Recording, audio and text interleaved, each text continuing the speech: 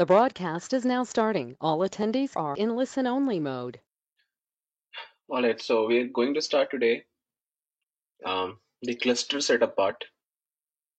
Whatever we have discussed in our last couple of session, that will see today implementing how we can implement that in our local machine or in cloud server.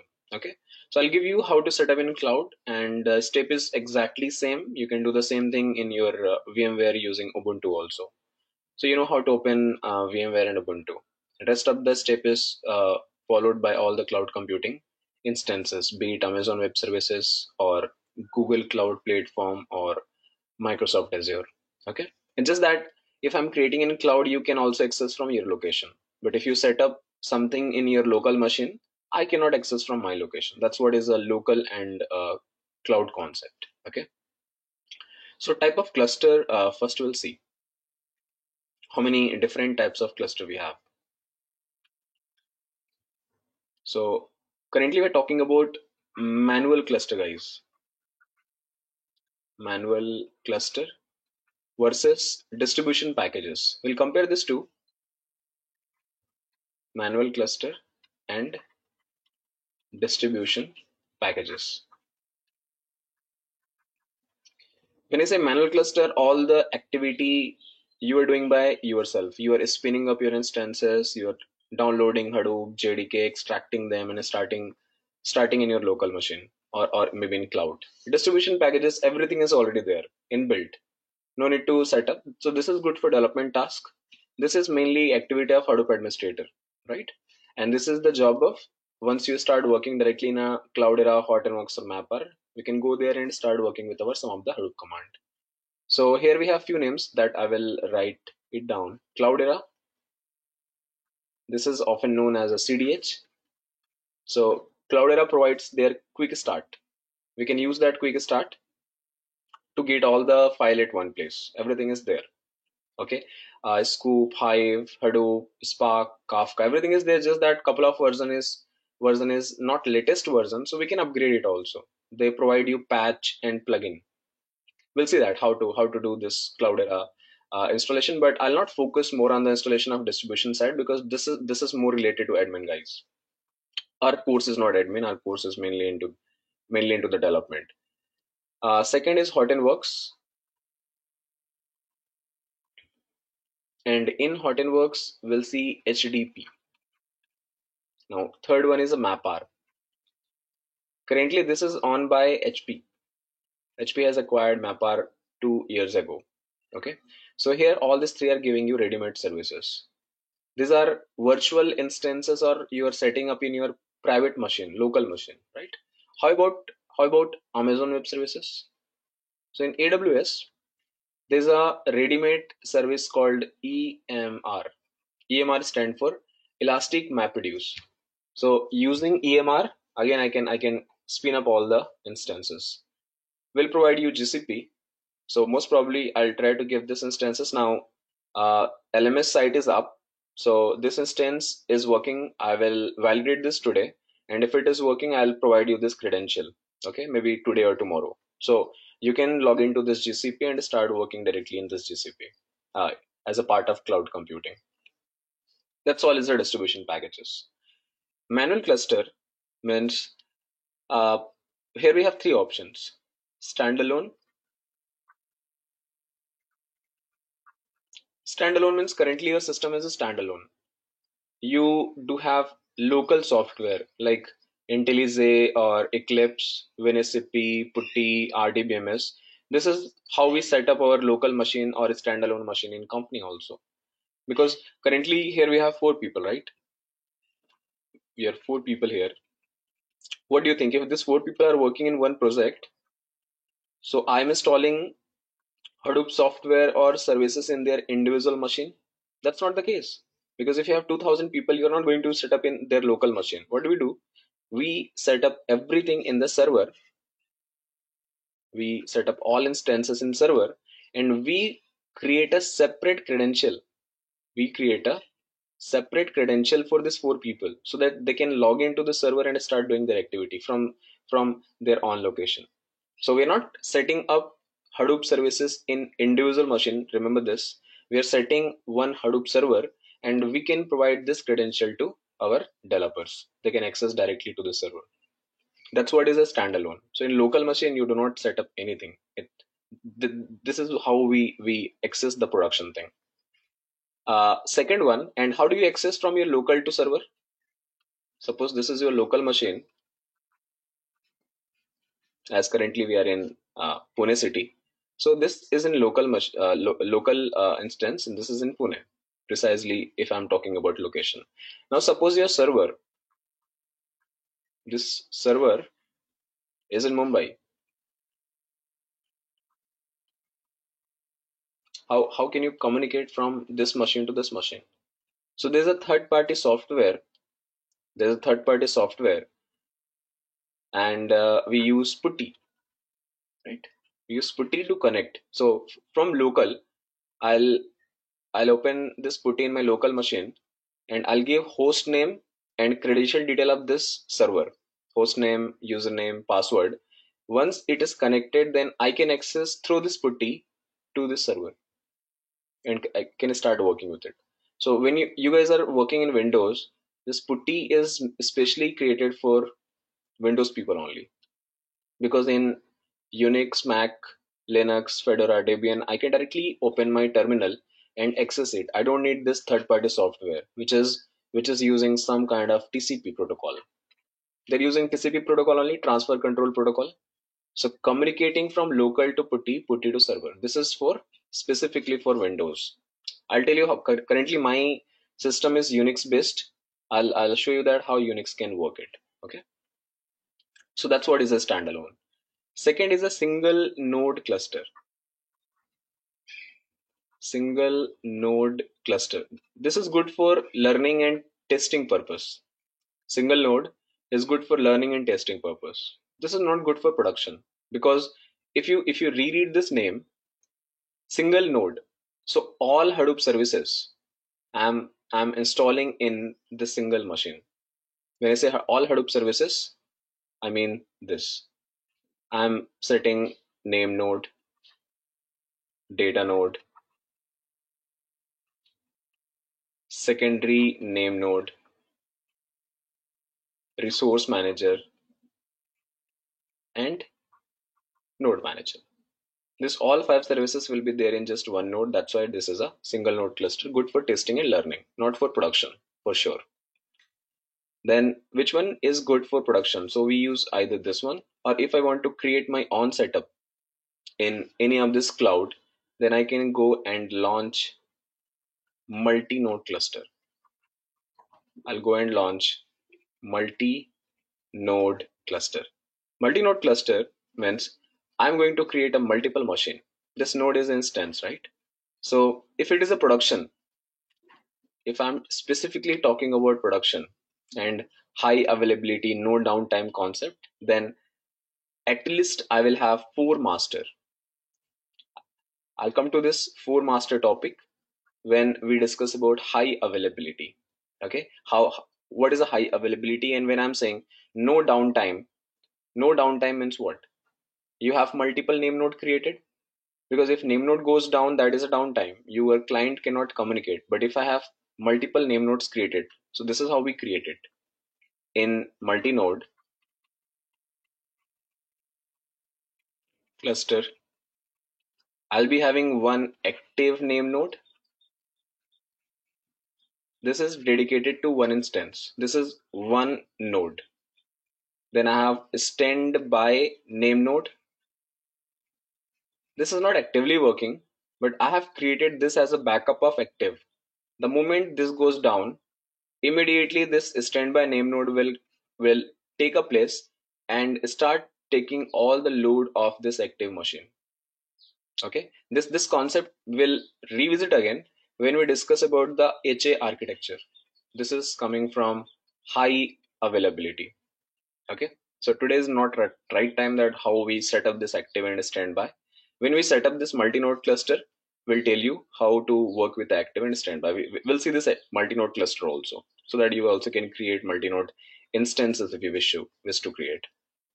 Then active resource manager. This is from the processing area. This is third instance. And obviously I'll create a backup of it also. Standby resource manager. This is what I'm calling my for master. Separately, I'm installing this in individual instances.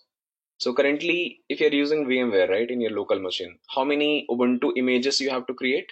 You have to create 4 Ubuntu images for this. So in local, obviously, it is difficult to create. In local, if you're creating a multi-node cluster setup or production setup, you need minimum 16 GB RAM.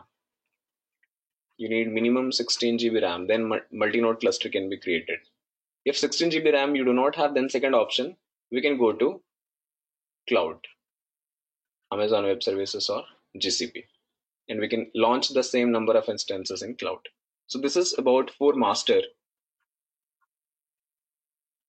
And a slave is based on what? How many slaves I will keep? Slave is completely based on number of data. So this slave is dependent on your data volume. Your data volume. There's a formula to calculate your total number of slaves, and I'll tell you that formula. When we talk about processing, we'll compute it. C into R into S. Let me write it first. I'll tell you then what is C, what is R, what is S. 1 minus I into 120%. This is a formula to calculate number of data node. And obviously, if I have that many of data node, then I create a number of node manager, because we know when I say this slave means data node and node manager. We keep them together. We're not setting data node in one machine and node manager in another machine. And what is the reason? Why don't we set up data node in one machine and node manager in another machine? Because in this data node, I'm copying the data. Let's say I have 100 MB of file. If this node manager is available in different instance, then it will make a request first using IOPS or some internet control message protocol packet. Once they receive it, they'll pull all this 100 MB data here. They'll pull all the 100 MB data here. They'll process it, and again they will write this information back to data node. So can you see how many times transfer packet you are doing? You're communicating 3 times to process 100 MB data. If your instances are in different machine, as in your services, data node and node manager are different machine. That's the reason. And there's a quick note that to avoid or decrease total communication time,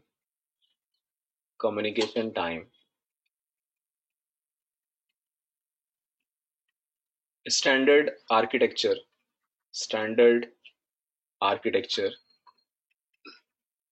is to create is to keep standard architectures is to keep slaves together, data node and node manager, data node and node manager together. Okay, now what is CRS here? C will be your compression ratio, which will be using in your program when you write a job. Compression ratio. If you have not defined anything, by default it will be 1. R is equal to replication factor.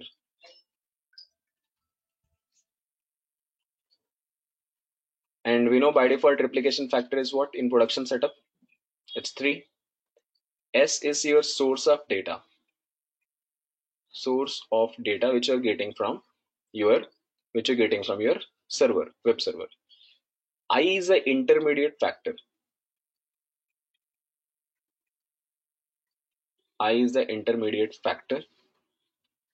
This value is 1/4. So we'll see this part when we talk about MapReduce and processing area side. But if you think that how do we calculate the number of slave, we do not blindly say that I need 50 machine, 10 machine, 20 machine. We calculate the data volume first, and based on this data volume, we define the number of slaves. So this is a standard approach. This is how we define the multi-node cluster. So slaves, let me keep 5 slave, okay? I'm just taking this number randomly, 5 slave. What is my total cluster size in multi-node now? It is 4 plus 5. So my cluster is always group of node. So number of master plus number of slave. Master we have 4, slave we have 5. And this will bring me total 9. Okay. Let's focus on this today's topic, which we're going to start. Is a single node cluster. And I will be using specifically Amazon Web Services. And from Amazon Web Services, from AWS, I'll use EC2, single node cluster. Step number one. First, log into AWS account. So I hope you guys have already created this AWS account. Log into AWS account. Open EC2 services. Open EC2. EC2 stand for Elastic Cloud Compute. So this service will provide us that you can create any instance with any operating system. It can be again any operating system such as Windows, Mac, Linux, Fedora, Debian, AMI. Different images are there. I think more than 20 to 30 images are available, different kind of. Okay. Then I can create number of RAM also. I can create my CPU also, which I'm calling as my configuration. So let's go one by one. First, I'm logging to my AWS because talking theory is a little confusing. So we'll talk practical. This is my Amazon account, guys. Okay, so you know how to log in once you have created, and I am in this page when I go to the services. When I go to the services and I clicked on this first option, EC2. When I click on this first option, EC2, and let's not click on EC2, let's see all the available services first. So if you see here, Amazon is providing you one whole bunch of territory. There are almost 152 services are already there running in the cloud platform. And you know how many data center they are having. This is your data center location. So double sure. Then when you log in first time, it will take you by default to Ohio. By default, this is the location. So do not start creating instances directly. Please check your data center. If this is Ohio and you directly start creating Ohio, you can understand your total transfer rate. You are sitting in Pune. You are communicating to Ohio machine. How this transfer packet can be. The total transfer rate will be very high, and whatever free services Amazon is giving you for 3 months and 720 hours, this will be just completed in one day. So please select this from Ohio to Mumbai. Then I have if you start reading North Virginia, Ohio, North California, Oregon, Hong Kong, there are almost 17 to 18 data center. Let me count it. 1, 2, 3, 4, 18. They have total 18 data center across the globe created. So people who are sitting in different locations, they can take their own data center and start working. Since we are in India, Mumbai is near to us. Well, check on this Mumbai. It's already selected. Okay, it's already selected. Then I'll click on this launch instance. I'll click on this option launch instance. Let me click it here.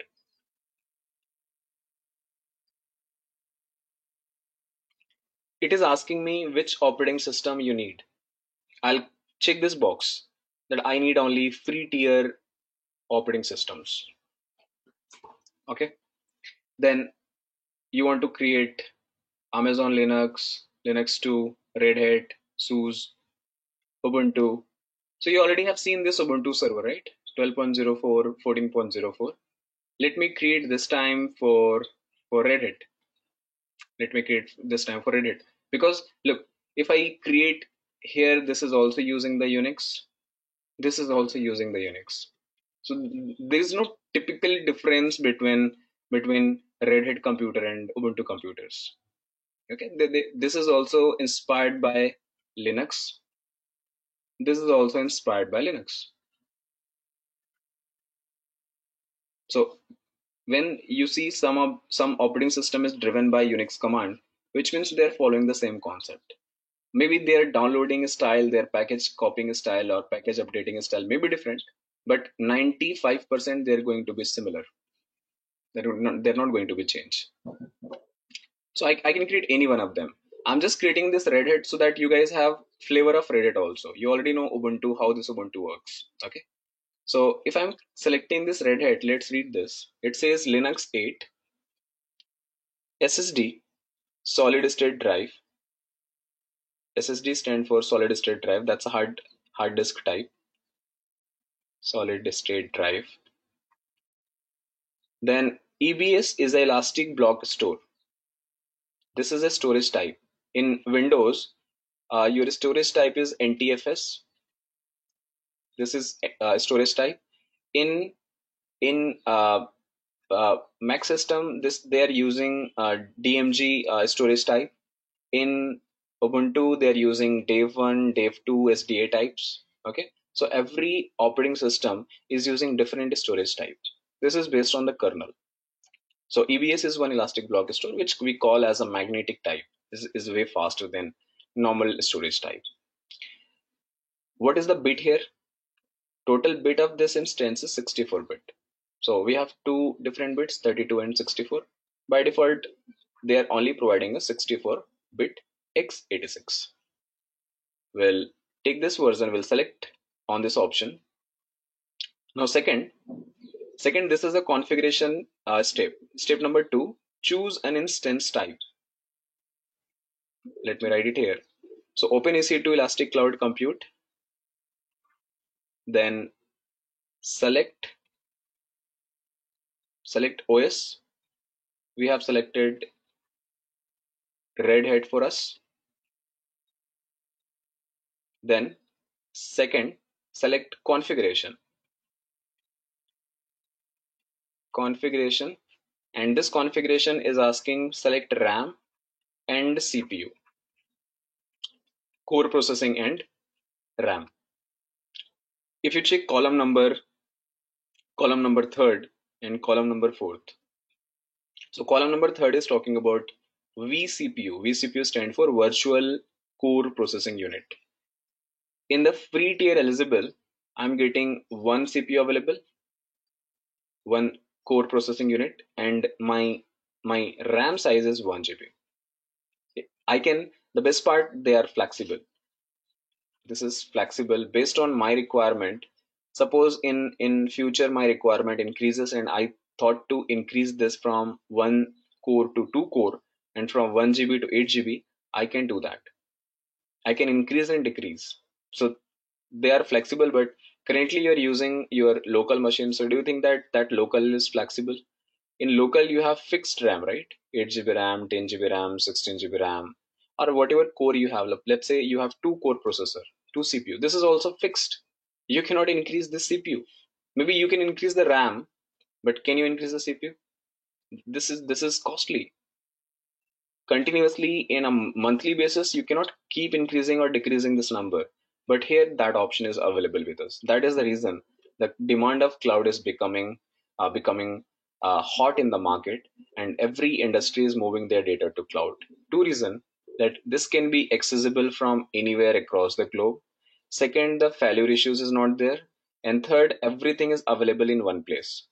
So this cloud are referred as three things: IaaS, infra as a service; PaaS, platform as a service; and SaaS, software as a service. Recently, they have introduced FaaS, function as a service.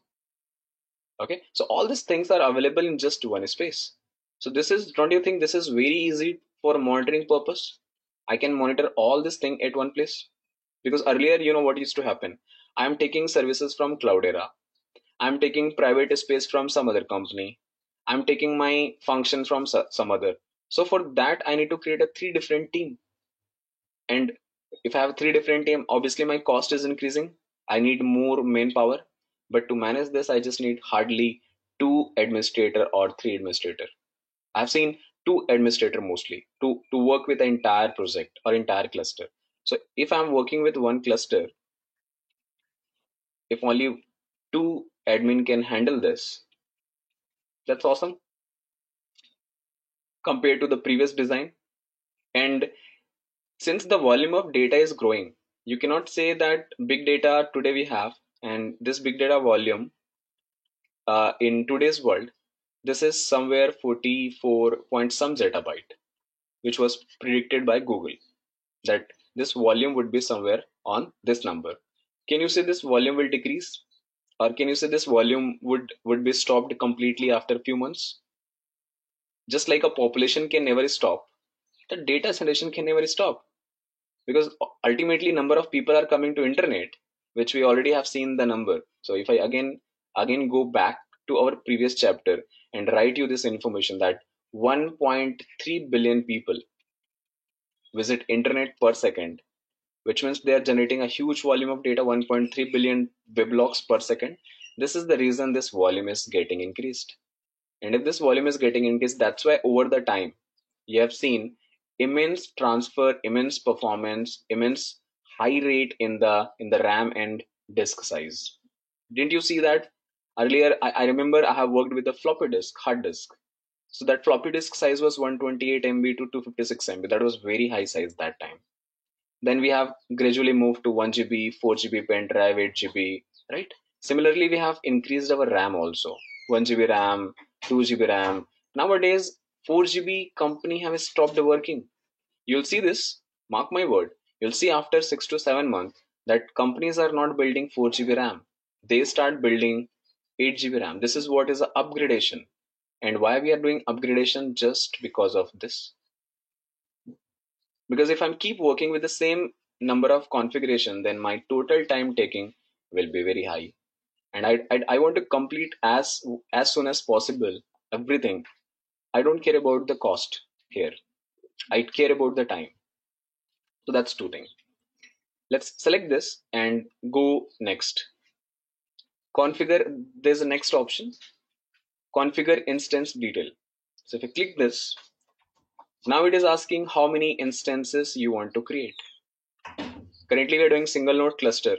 So in just one instance, in just one node, I want to set up all things. I want to set up my name node, data node, secondary name node, uh, resource manager, and node manager. So I'll keep this one. What if in the case of multi-node, we have seen there, multi-node total number was 9. So here what I will write, in place of 1, I will change it to 9. If I'm creating this cluster, and I'm following this strategy, that 4 master and 5 slave. You know how I'm deciding this number? Slave is always based on this data volume. Remember this point. So let's keep it 1. And other option, if we start reading what is a network, subnet, this is mainly for production. If you accidentally terminate your machine, or your machine gets some network error, so you should not be losing any data. That's why they are asking you to create an image. If I click on these check boxes, they will immediately create the instance the moment I launch this cluster. Okay, so I don't want to create a production and all. Rest thing is fine. Next, it is storage. When I go to AD storage, read this line. Free tier eligible customer can get up to 30 GB of EBS, elastic block store, general purpose storage, or magnetic storage. But what total space you can use it? Maximum 30 GB. That's free. If you want again more than that, Amazon will charge you something. It is taking us by default 10 GB size. We can work with the 10 GB. Our job can be done in 10 GB. So I'll not increase it. I'll leave it like 10 GB only. I'll not increase this volume. So no need to change anything in this section. Next, aid tags. Aid tags is important again for multi-node cluster. Single node, we can avoid this. Why this is important for multi-node? Let's say I have five node running in Asia Pacific region. In Asia Pacific region, precisely this is in Tokyo. Okay, then three node I'm running in North Virginia. Then three node again I'm running in Mumbai. So I have selected three different data center. Data center 1, data center 2, data center 3. I have selected three different data center. How do I remember that which machine is at which location? And that is the reason you start adding them a tag. That this five instances, you can give their instance name, that they are in Tokyo region. These three instances, they are in North Virginia region. These three instances, they are in Mumbai region. Okay, but since we have just one node, no need to write it. This is to avoid the confusion. It's not doing anything within our cluster, just for your uh, information that where you have kept your all the instances. This is the most important step, guys. Step number 6 is most important. If you make any rule, if you forget to add any rule, you won't be able to communicate to your cloud. So this step is one of the most important step in entire cluster setup or instance setup. When you are using Ubuntu, this is already there, right? This configuration security groups are already there. You're not doing anything. But here, since we are building our own operating system, we are building our own RAM, we're designing our own CPU, and we are trying to communicate between all the services. We are trying to connect the dots. That's why this rule is also important, that how many people, how many services can communicate to this OS. And this step is exactly for the same. But by default, I have selected SSH. This SSH is a secure cell. This SSH is a secure cell. It uses protocol TCP. It uses port number by default is 22. So what SSH is doing, though it's a part of network infrastructure, but since we are setting this cluster first time, I will tell you everything. SSH, I am communicating from my local machine, and I am trying to communicate to server which is in Mumbai. That's what I have selected, this one. So when I want to communicate to this, I cannot directly communicate from it here to there. I'll communicate using SSH protocol. So if this machine has a SSH service enable, then only I can communicate from local to this server. Otherwise, I won't be able to communicate. So that's why this is by default available. I'll use some other rule. I'll add some other rule. I'll say add rule and click on this drop down option. I'll allow for all TCP. Any kind of transfer protocol should be there. And this is the port range 0265535. You know what is this port range? If you know that if you are communicating using one port, so that port is occupied. Other person cannot communicate. So if I'm giving all TCP, I can give access of this machine to many people, and many people can start working with it. Right? So different ports they can use from 0 to 65534. This is the highest range, by the way. if you know any ASCII value, also any ASCII character, so ASCII character also goes with the same range. Highest range is this only. Aid rule, third, all ICMP IPv4.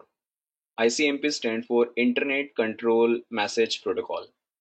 Okay, and what is IPv4? So you open your CMD, you open your command prompt in your Windows machine and type there ipconfig. So when you type there ipconfig,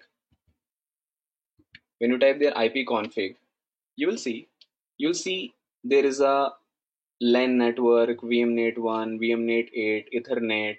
There are many communication created for LAN network, local area network, main metropolitan area network, and wide area network. All this has a different IP addresses, and they are having two IP, IPv4 and IPv6. This IPv4 is for public. IPv6 is a private IP. Private IP means organization people can only use it. IPv4 is for client. So if client wants to communicate, I'll take example. Let's say you go to Google, right? You do Google, and in Google you start asking that I need some information. So when you communicate to this Google using your machine, so you're a client. You're logging to this server, which is located anywhere. I don't care about the location currently because I know the data locality concept. So when I'm communicating to this google.com or Google server, Google has two different IP addresses, IPv4 and IPv6. Since I'm a client, they're giving me this information, IPv4. So we are allowing that our server can communicate to any other client also using this IP address. That's what it means.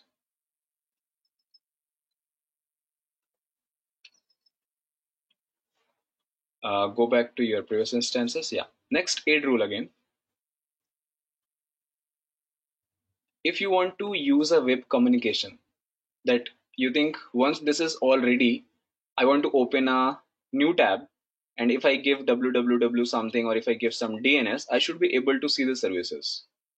So for that we need a two communication. Can you see this lock sign?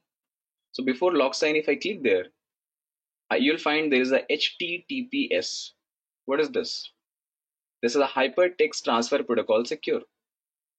So whenever you want to perform any kind of web communication,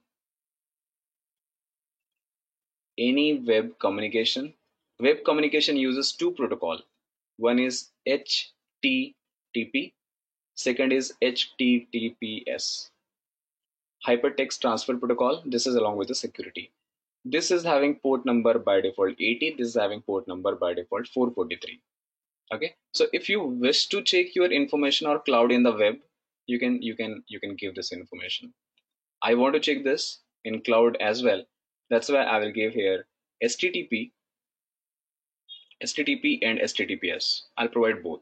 HTTP, you can see the port number 80, and HTTPS.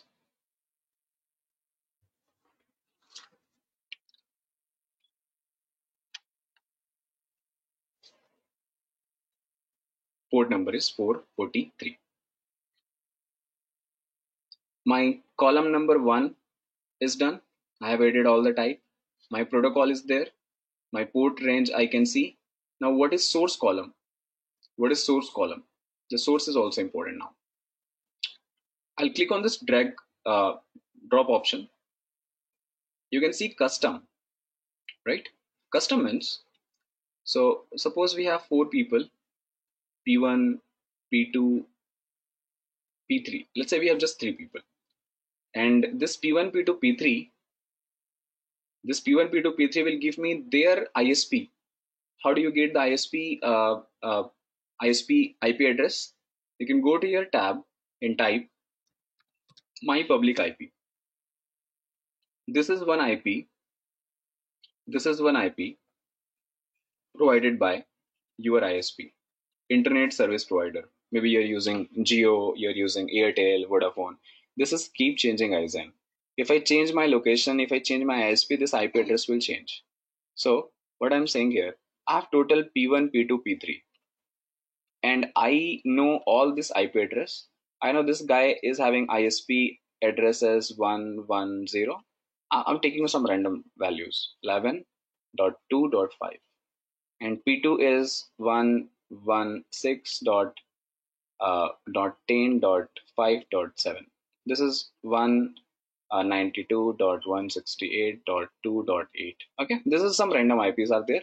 I'm thinking that I will only give access to this guy and this guy. I don't want to give access to this guy, P3, due to some security or some reason that this guy don't have a proper access because this guy belongs to different project. So this option I can get it using custom.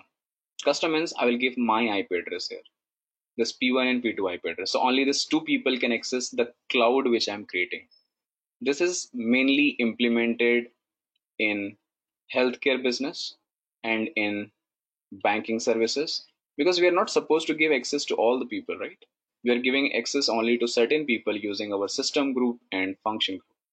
So this is how we create our custom information, and we define this all the IP addresses that this many people can communicate. Second option is anywhere. Anywhere means anybody can communicate across the globe. So currently this is good option, but in obviously in production this is not a good option. Across the globe anybody can send you any harmful packet, any malicious packet, and they can hack your system. So if you're working with a high sensitive data, if you're working with a high sensitive zone, this is your all domain, then obviously you're not supposed to keep this open across the globe. You will have to fix this only till your network area or your premises, that only your people can access this. Okay, but currently we are not doing any sensitive applications. We are not building any applications here, so I'll keep it anywhere. There's third option also, my IP means only I can communicate. If I click on my IP, you see this IP address and this IP address is exactly same. If you open your machine and you type this my public IP, you'll also see one IP. So this is not your system IP. This is your internet service provider IP, which needs to communicate. Okay, so I'll not give my IP because I want the same thing to be accessible from your location also. So let me create the cluster, and then I will give you access of this, so you can access from your machine, your location also. I'll keep anywhere for all the services. I'll keep anywhere for all. When I say anywhere, you can see this port number, this IP address. Whenever you see 0.0.0.0 means I'm giving access to all people. All people. That's what 0.0.0 means. So this is the most critical step. This is the most critical step. Double sure when you're setting the values of it, that what is the configuration values and how to set this up. Once this is done, then review and launch. In review and launch, it is giving you one warning. If you read this warning, improve your instance security. Your security group launch wizard 5 is open to the world. We know that already. This is just a warning. We can still work with it. Other thing, I will re-verify that my instance type is my security groups are my instance detail storage tags. Once everything is fine, you can click on this launch. So I hope you are doing this first time. So you'll have to again click on this option and check this second, create a new key pair. And here you can give your name. You can give that you can give that you are giving name AWS Cloud. This name can be anything, okay? Not necessarily that you'll have to give this name only. You can give any name. You can write your name also. But make sure that whatever name you're giving, you should remember this. And keep this somewhere in your Google Gmail draft, because this is the key which will help you to log in your machine. If this key is missing by any chance, you cannot communicate to this instances. That's for sure. So this is very important file. Once this is done, guys, I will go and click on this I'll go and click on this download key pair. Okay, the moment I click on this download key pair, my file will be downloaded. But I already have a key available with me. That's why I will choose the first option. Choose an existing key pair. Do not select the third option. This is not a good practice. You're allowing your machine, your server to communicate without the password. So I would say it's not a good practice. You can use either one this. If you have already created, you can use this. Since I have already created keys in my machine, I'll use this. Check this box and launch instances. Launch instances.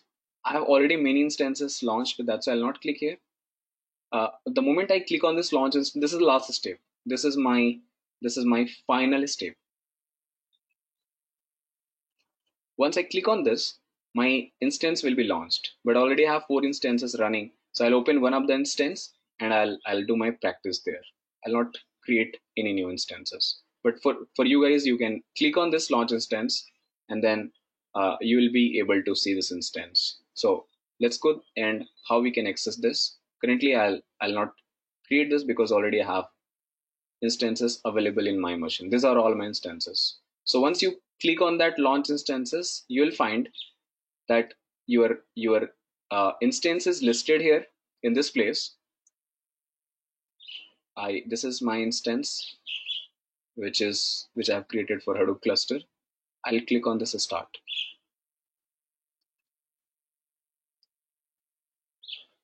Once this is in running mode, then I can start. For you guys, when you launch it, when you click on that launch instances, you'll see by default this will start running after a few minutes. Okay, this takes a minute to spin up, and you can give any name. This name is configured by you, so I can change the name from here. There is one edit option. You can see the pencil sign. If I click on this, I can change my name also. Okay, so you can give some logical name. Can you see this is now running? I'll say some other information. So I know DNS, I know security groups, I know launch time, main information is there. Now it has launched, and how to log into this instance now? So I want to access this, but how to access this? This is what I have said you. For Windows machine, we use software called PuTTY. So using PuTTY, we will access. Using PuTTY, we will access this in Windows. But in my machine, and where you'll get that PuTTY information, how to do in Windows, it's there with a screenshot. So I have written already this all the blog. You can go to this Hadoop. Hadoop cluster on AWS. Hadoop cluster on AWS. AWS setup. Click on this option.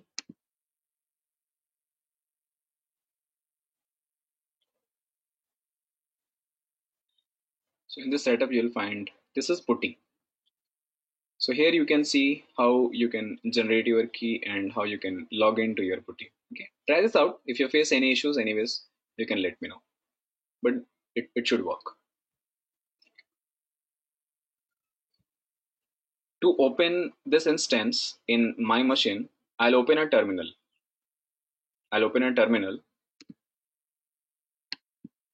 From here because this is based on Unix operating system, as we know.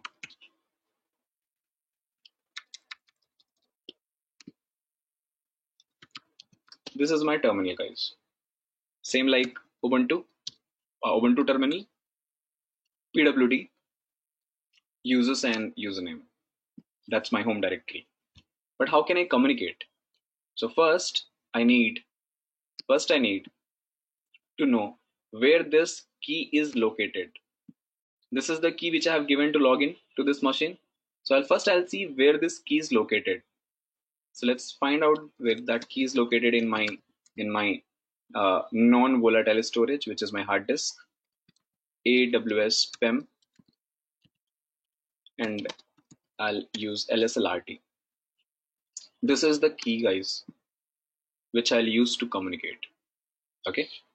and I will use exactly this. So when I've checked this, I'll click on this connect option. When I click on this connect option, it says you can connect to your instances using this first line. I'll write exactly the same. Maybe I can copy and paste it here, but I don't like copy pasting things.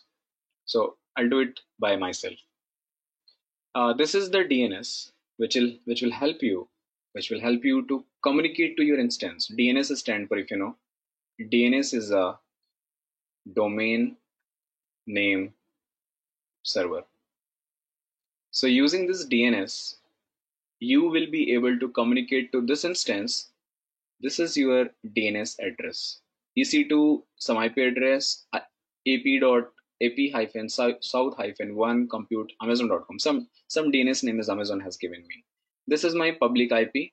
This is my private IP.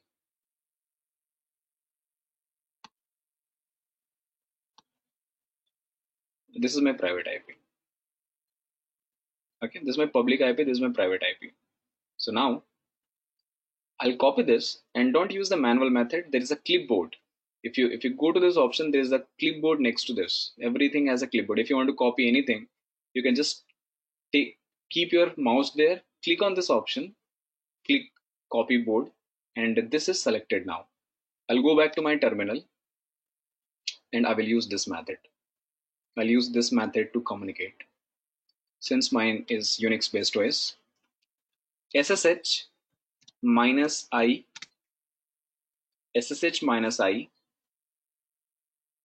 and I'll give this name, then username. What is the username here? This is the username. You can use Ubuntu or you can use EC2 user also. I'll use Ubuntu. That's my username. Ubuntu @ I'll paste it. Whatever I have copied from there, I will paste it and enter.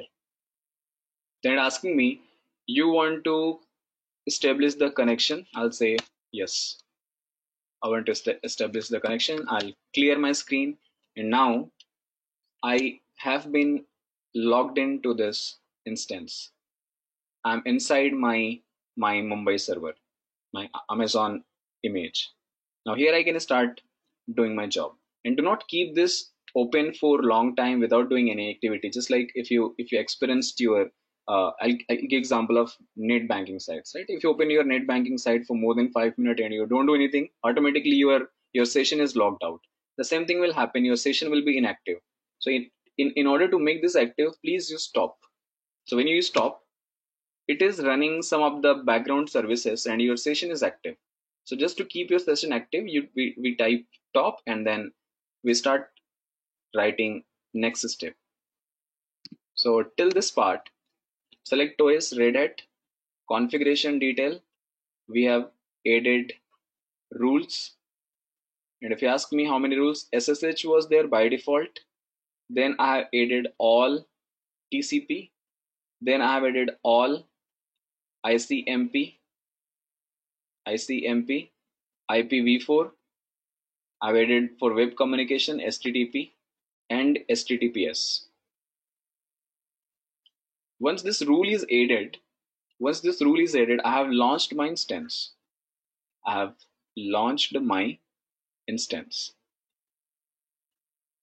Then sixth step, log into instance. From terminal, if Windows, then we know putty. Till then, we have completed sixth step. Now, from tomorrow, we'll start the seventh step. And what is my seventh step? Download JDK and Hadoop. Download JDK and Hadoop in AWS server. From seventh step, I'll start my setting up the cluster. So we have seen all that concept, right? What is the metadata? What is the block size? What is the replication factor? Fault tolerance? So far, we have discussed all the concept. Tomorrow, I will prove this concept practically with you. Tomorrow I'll prove this concept practically with you, that how this concept is working.